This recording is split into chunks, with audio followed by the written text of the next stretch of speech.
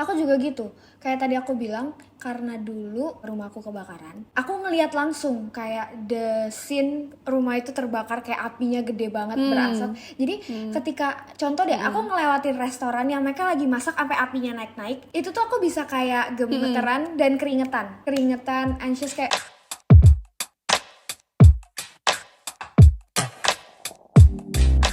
Hi everyone, it's me Feren. And it's me, Jessica. Welcome back to Tiba-Tiba Kepikir, a super chill podcast where we share our thoughts about topik yang tiba-tiba kepikir. Here we're gonna share and discuss our thoughts about what we think and what we know based on our experiences. So if you're in your childhood trauma gua apa ya? Era, this is the right channel for you. Belakangan ini, semenjak banyaknya isu-isu di social media, Isu-isu.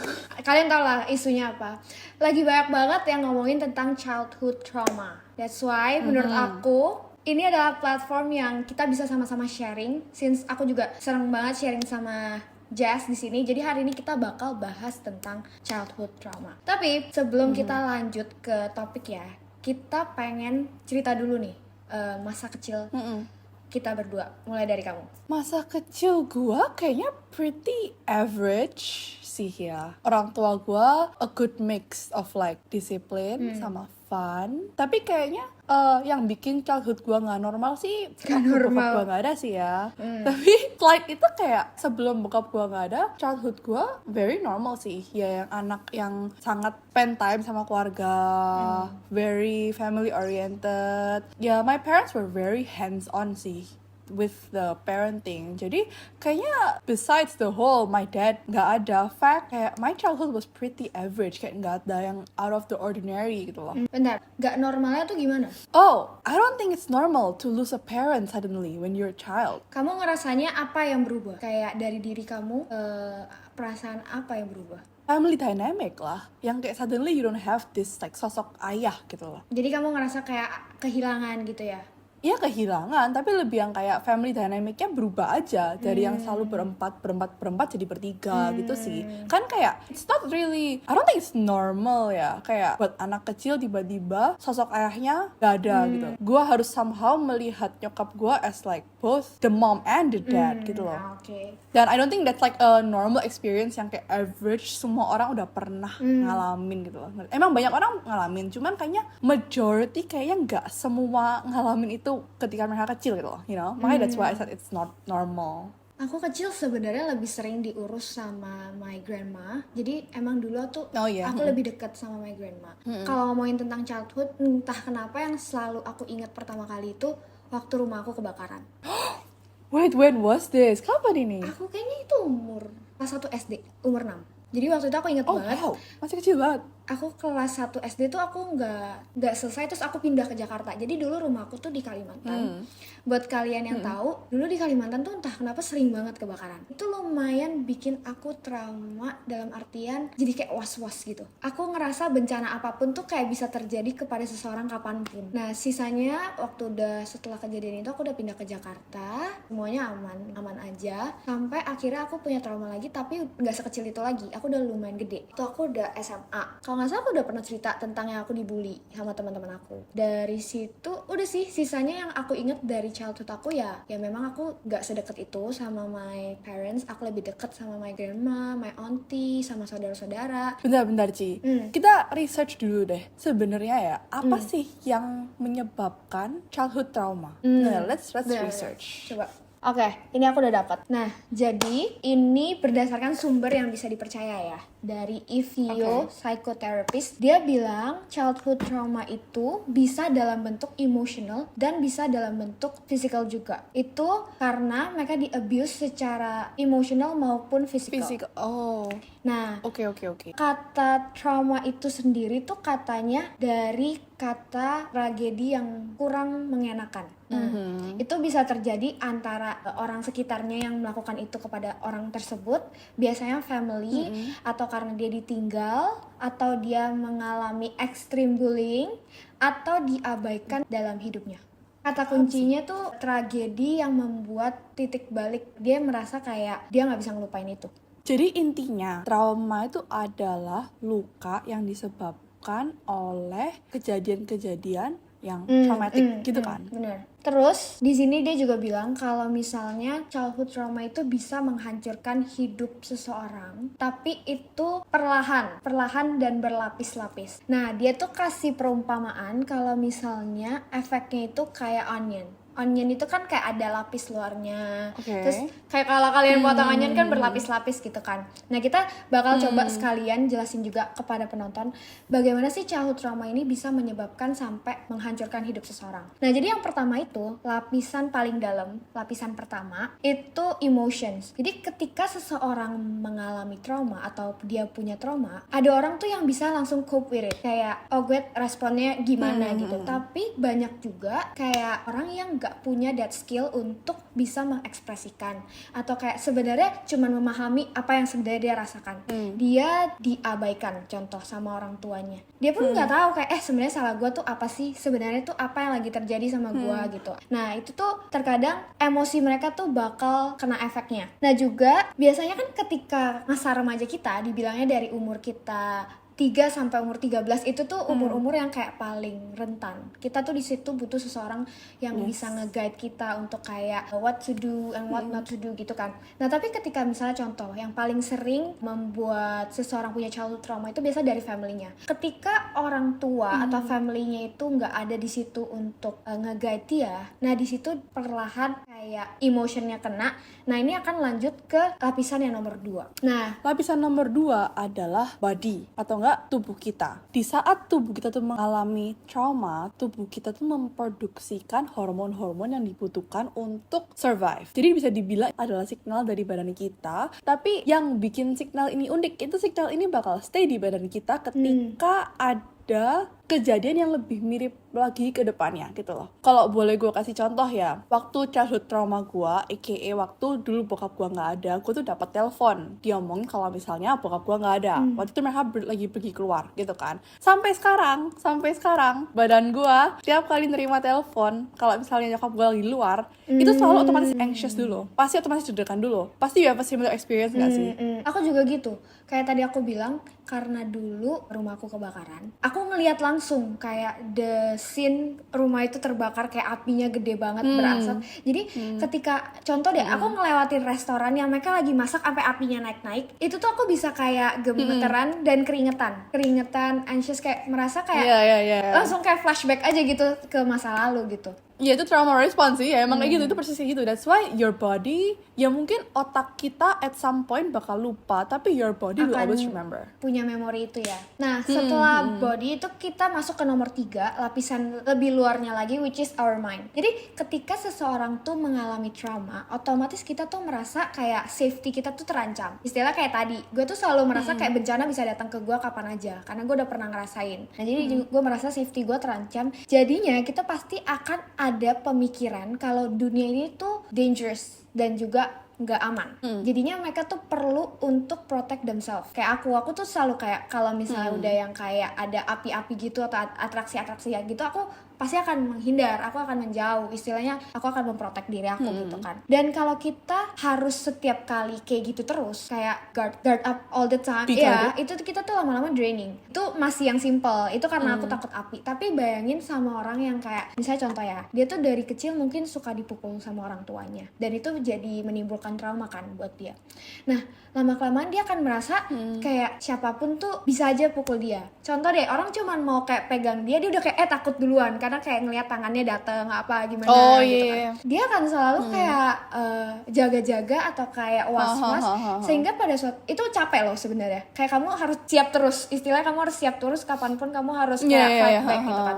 Nah, itu suatu saat akan menjadi beban pikiran juga. Dan di sini katanya selain kayak self-worth dan identity dia yang bakal affected, dia juga akan mulai kayak berpikir pikiran-pikiran negatif yang irrational. Yang kayak tadi, kayak contoh, misalnya dulu dia pernah diculik gitu kan. Tiba-tiba dia naik transportasi online. Transportasi online ini mungkin drivernya kayak milih jalan yang lain yang mungkin lebih dekat. Nah, dia tuh udah pasti bakal kayak aduh gimana netting kayak gitu kan. kayaknya dia mau culik gue deh, kayaknya ya kayak gitu. Nah, itu udah affect sampai ke pikiran kita. Kalau misalnya lapisan keempat, which is the last lapisan, itu adalah relationship atau hubungan kita. Nah, ketika seseorang tuh punya trauma, itu tuh udah mempengaruhi pikiran dia sampai dia tuh bakal kayak seakan-akan dia tuh was-was sama tingkah lakunya dan was-was sama tingkah lakunya orang lain juga. Jadi itu akan berbentuk contoh isolasi diri atau enggak dia bakal lebih asumsi orang berpikir apa tentang dia untuk survival dia sendiri, kayak untuk supaya dia tuh kayak cari aman sendiri gitu loh, sehingga hal-hal kayak gitu tuh bakal mempengaruhi hubungan dia sama pasangan dia. Jadi bisa jadi trust issues atau enggak dia udah asumsi pacarnya kayak gini-gini gitu tuh, jadi kayak ntar masalah, ntar ini, ntar itu gitu loh. Atau enggak gini, paling gampang kalau kita udah suka sama orang, tapi ketika orang tuh suka sama kita langsung otomatis kayak wait, never mind then, kayak nggak jadi deh, gitu. Kayak some kind of avoided attachment style gitu loh. Tiba-tiba aku kepikiran. Dulu aku punya satu temen ini, dia itu waktu masih kecil sih, waktu SD kalau nggak salah.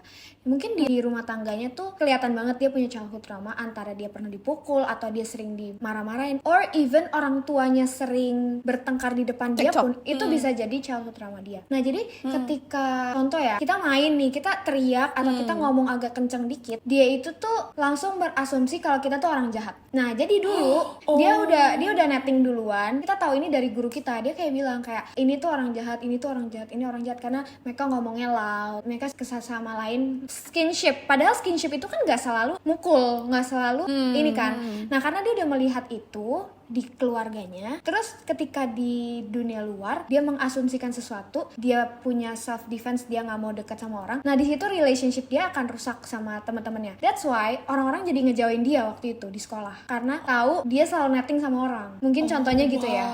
Oke, iya, masuk akal sih itu. Dan katanya setiap orang tuh punya respon terhadap trauma yang beda-beda. Istilahnya kayak coping mechanism-nya tuh setiap orang beda-beda. Ada 4 trauma responses yang paling common. Yang pertama itu fight. Berarti ini 4F. Yang pertama, F pertama itu fight. Fight itu ya seperti namanya fight back. Istilahnya kayak ketika kamu ada dalam situasi yang stressful atau yang kayak teringat atau terflashback sama tragedi yang kayak membuat kamu trauma atau stressful, itu kamu akan fight back untuk survive. Itu yang pertama. Yes. Yang kedua, F kedua adalah freeze. Kayak tadi aku bilang, mungkin ada orang yang tahu how to fight back, tapi ada orang juga yang kayak bingung harus gimana. Jadi dia tipe yang kayak diem doang. Iya, dia nggak tahu harus ngapain. Nggak bisa decide apakah dia harus memperbaikinya kah, apakah dia harus fight back. Pokoknya dia diem. F yang ketiga adalah flight. Dalam artian dia tuh avoid dan dia nggak mau deal with that stressness gitu. Jadi terkadang mereka bisa jadi abuse diri mereka sendiri dengan cara overwork atau pakai substances atau alkohol untuk kayak istilahnya untuk kayak apapun untuk melupakan. Iya. Apapun untuk menjauhi. Nah, padahal sebenarnya itu mungkin untuk short term itu kayak oke, itu hilang, terlepas dulu dari Tapi habis itu you have to deal with it kan. Kamu harus menghadapi masalah itu. Kedua, ada efek dari hal yang tadi kamu, contoh misalnya kamu minum alkohol konsumsi atau apa. Yes. Yang keempat itu fun, artinya tuh kayak jadi people pleaser atau kamu menjilat. Jadi mungkin dulu dia di rumah tuh selalu serba kena marah, selalu diabaikan. Nah, jadi coping mechanism dia adalah dia mencoba untuk selalu please people supaya dia tidak diperlakukan seperti itu. Banyak orang aja sih people pleaser, dimana kayak ketika mereka berada di situasi yang berbahaya, mereka akan gak hesitate to run for safety even if that means going to the wrong person. Katanya menurut penelitian tadi by Iftio, dia bilang anak yang dulunya suffered dari orang tua yang abusive itu kemungkinan akan membawa behavior ini di relationship. Yes. Oh wow, tapi kelihatan banget. Jadi kalau misalnya dulu dia di abuse, kalau misalnya dia tadi responsesnya adalah menjilat atau menjadi people pleaser, dia akan mencoba supaya gimana bisa diterima, dan biasanya katanya dia punya toxic relationship dan dia nggak bisa stick to boundaries yang dia udah buat. Masuk akal sih itu, masuk akal banget. Nah, dari 4 F itu, menurut Cici F yang mana? Kayaknya kalau aku di beda trauma beda Oh, responnya. oke, boleh coba diperjelas. Kalau misalnya yang dulu kebakaran itu, aku tipe yang fight. Aku ngerasa yang kayak fight ini bukan berarti kamu harus kayak rebel gitu, enggak. Tapi maksudnya survival mode kamu apa. Tapi kalau misalnya yang aku dulu dibully, ada masa dimana aku tuh yang people pleaser. Really? Jadi kayak cari safety yang kayak ya udahlah, nurut aja lah gitu. Jadinya gini, ketika aku diperlakukan kayak gitu lagi sama seseorang, aku akan bilang ke diri aku, oh nggak apa-apa. As long as aku masih bisa temenan sama dia, Oh, kayak iya, aku akan as long as coba, ya udah aku akan, gitu. iya, aku malah yang jadi kayak, ya udah aku coba yang memperbaiki diri aku, semoga dia bisa lebih terima aku, atau misalnya kayak siapa tahu dia bisa berubah. Istilahnya sebenarnya itu termasuk people pleaser, sehingga itu membuat aku create this toxic relationship dan aku break my own boundaries. Gua sih kayaknya dari 4F ya. Gua fight sih. Gua survival Fight. skillsnya lumayan tinggi sih. Kayaknya kalau ada trauma apapun, kayaknya gue bakal langsung handle. Karena gue bukan tipe yang gue bukan tipe yang freeze. Gue bukan tipe yang kayak, oh, I don't know what to do. Kayak because I will already have a solution in my head. Terus gue nggak mungkin. Itu fight banget sih. Iya, Itu tau. tipe Ya yang kan, fight ya banget. kan. Gue nggak mungkin avoid juga. Karena gue tuh nggak suka sweeping problems under the rug. Kayak menurut gue itu kayak cuman biarin masalah tuh nungguin kita. Ntar anyway kita harus solve kan. So like why not solve it now, gitu kan. Terus lastly, people pleaser. Kayaknya dulu people please, tapi sekarang it's so easy for me to say no to people. To just like show my true emotions. Jadi ya dari 4 itu ya fight sih. Fight. Survival bro. Fight. Terus menurut kamu sendiri, kalau kamu sendiri, ada gak sih cara kamu untuk kayak nge-heal dari trauma itu? Apakah sekarang, ya sebenarnya childhood trauma gak bisa yang kayak bener-bener fully heal, tapi bisa, ya kayak tadi ya, namanya body kita punya memory itu, tapi kita bisa untuk kayak lebih membaik. Kayak tadi kamu bilang, dulu mungkin kamu people please, tapi sekarang udah lebih bisa untuk kayak say no. Apa yang kamu lakukan? Yang pertama itu kita harus tahu kalau this trauma is there. This trauma tuh ada and like acknowledge it, recognize ini trauma tuh apa, datang dari mana, and effect kitanya gimana. Dari mana? Itu kayaknya kayak baseline, kayak dasarnya Baseline. dari yang kayak how kita itu heal from our trauma. Karena tanpa kita tahu trauma kita apa, kita gimana cara mau heal? Kita kan kayak heal sok-sokan heal doang kalau misalnya gitu caranya. Nah, Healing-healing. ya healing doang kan, jadi kayak harus tahu dong kayak problemnya apa, terus cari solusinya dari situ. Terus kayaknya yang satu lagi menurut gue penting itu jangan takut cari support system, jangan takut cerita sama orang, jangan mengisolasikan diri, karena semakin kita tuh kayak bottle things up atau nggak cerita atau kayak semua disimpan di kepala sendiri, itu tuh bakal membebani pikiran kita banget. Jadi kalau sebisa mungkin kalian punya tempat yang bisa kalian cerita, mau itu pacar, teman, keluarga, siapapun, yang penting cari support system yang healthy buat kalian tuh bisa mengutarakan perasaan kalian kapanpun, apapun, dan secara aman. With trauma ya, itu bukan hal yang bisa kayak, oh one day tak gone. Like, Langsung kelar, bukan iya. kayak gitu. Jadi kayak one day you're gonna be okay. Tapi ada one day yang dimana lu tiba-tiba kayak breakdown yang kayak, oh my god, what is wrong with my life? Kayak gitu loh. Nah, di saat-saat yang lu breakdown itu, lu sangat-sangat perlu support system sih menurut gua. Bisa dibilang trauma yang udah aku ngerasa aku udah bisa let go itu adalah yang dibully. Oh, Nah oke, itu sebenarnya juga a long journey. Itu kayak it takes kayak 6 years untuk aku kayak bener-bener kayak baru tahun ini akhir-akhir 2023 itu aku baru bener-bener yang kayak istilahnya menemukan gimana sih untuk kayak tadi pertama kamu bilang bener, kamu harus acknowledge dulu kayak trauma ini tuh apa, penyebabnya apa, efeknya ke emotion kamu seperti apa, misalnya gitu kan. Nah itu tuh aku pertama sebenarnya pada saat itu aku pengen banget sih kayak support dari expert atau kayak dari therapist. Tapi pada saat itu di keluarga aku ngerasa kayak something yang kayak therapist itu tuh Tabu. Kamu punya something wrong. Apakah kamu punya something tentang kejiwaan atau apa gitu. Jadi pada saat itu aku nggak punya akses itu, dan aku juga nggak punya someone yang kayak I can talk this about. Jadinya aku mencari ke buku waktu itu. Yang kayak aku udah pernah bilang. Nah tapi untuk aku bisa kayak acknowledge dan juga kayak aware terhadap ini, aku nulis dalam artian ke jurnal. Jadi sampai hari ini nggak pernah sehari pun aku skip waktu aku bangun tidur perasaan aku apa. Misalnya contoh, aku kok hari ini bangun-bangun marah, apa yang membuat aku marah, terus sampai ke hari bawahnya gimana. Nah itu tuh dengan kita kayak aware sama emotion kita bisa trace back kayak oh mungkin dulu karena kita pernah kayak gini, jadi kita selalu merasa kalau ini terjadi efeknya tuh ini gitu. Setelah kamu udah tahu problem kamu di mana, biasanya kita butuh solution. Nah aku tuh pada saat itu aku kayak bingung, aku merasa kayak aku gak berharga, aku merasa aku kurang, aku merasa kayak istilahnya identity crisis gitu lah. Nah aku kan gak punya someone yang kayak bisa kasih aku solusi kan pada saat itu, karena aku masih canggung banget untuk cerita sama my parents. Jadi ya udah aku baca buku. Nah dari situ aku nemu ilham untuk kayak it's okay to feel this way, nggak apa-apa loh kalau misalnya kayak tadi JA bilang sehari kamu ngerasa semangat banget, kamu benar-benar can achieve everything, tapi one day kamu kayak benar-benar kayak breakdown banget, ngerasa nggak semangat, ngerasa so small gitu kan. Nah dari situ kamu udah tahu kamu harus ngapain. Yang nextnya menurut aku adalah kamu harus change your habit. Bener sih. Itu dulu aku tuh kayak nggak pernah say something good to myself. Aku selalu yang ya udah jalanin hari gitu aja. Tapi sekarang aku take care of my health karena itu mempengaruhi juga ke pikiran kita, fisik kita sangat mempengaruhi ke our soul juga. Dari situ tuh aku ngerasanya pelan-pelan kalau habit kamu berubah menjadi lebih baik, cara overall pikiran kamu dan semua itu akan jadi lebih baik. Jadi negatif-negatif itu tuh jadi pergi. Kayak sekarang aku udah bisa create my own boundaries, aku bisa stick with it. Kayak tadi kamu bilang udah bisa lebih say no. Dulu kalau misalnya orang ajak aku pergi, walaupun aku udah capek banget, udah kayak nggak pengen, tapi aku tipe yang kayak nggak apa-apa lah biar dia senang, kayak nggak apa-apa lah, ya udah aku pergi. Tapi kalau sekarang aku akan langsung bilang, contohnya kemarin waktu lebaran aku bilang aku harus kerjain ini dan I need my me time. Aku bisa say no ke Jess yang satu lagi. Amazing. Gitu. Padahal dulu itu adalah hal yang nggak mungkin aku lakuin. Nah jadi menurut aku if you guys punya childhood trauma dan sekarang mungkin kalian masih kayak bingung harus ngapain, mungkin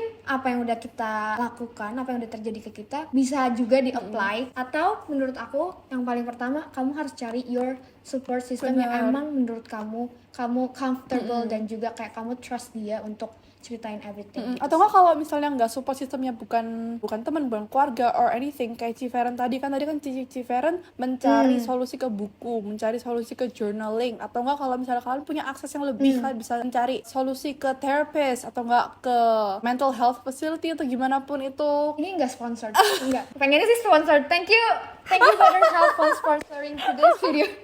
Kalian boleh cek BetterHelp. Aku sebenarnya sering dengar dari kayak influencer di luar gitu. Mereka kayak terapi, tapi nggak yang apa ya, nggak kayak kaku banget gitu loh, nggak yang kamu one on one pergi ke satu tempat. Jadi kamu di sini kayak di aplikasi kamu bisa pilih, kamu bisa ganti your therapist kapanpun sampai kamu merasa kamu cocok. Kamu nggak bisa menemukan something or someone yang kamu bisa. Kalau enggak, gue lagi lupa namanya apa, tapi gue tuh pernah mencoba counseling in this one online therapy platform punya Indonesia kok, tapi gue lupa namanya apa, tapi ntar I will put everything in the description down below, jadi kalian cek semua di sana. Gue akan taruh kayak at least 3 links buat kalian bisa curhat ke therapist. Oh, sama last, you have to be patient about yourself benar. juga ketika kamu menjalani journey ini. Kayak aku bilang, kayak this healing journey itu bukan sesuatu yang kayak semalam jadi. Itu butuh, aku aja sendiri butuh 6 tahun. Jadi kayak, gak apa-apa hari ini kamu gak melakukan progress. Gak apa-apa pada hari itu kamu masih marah sama diri kamu atau masih belum bisa let go. Tapi percayalah, pasti kayak one day, kalau kamu sabar, pasti bisa. True. Thank you everyone for watching these videos. Jangan lupa kalau kalian punya pendapat atau punya pertanyaan, silahkan drop di kolom komentar. Like, turn on the notification bell supaya kamu bakal ke-notified setiap kita post new episode. Follow our Instagram and our TikTok @tiba-tiba kepikir. And last but not least, thank you so much for watching this episode everyone. Bye-bye.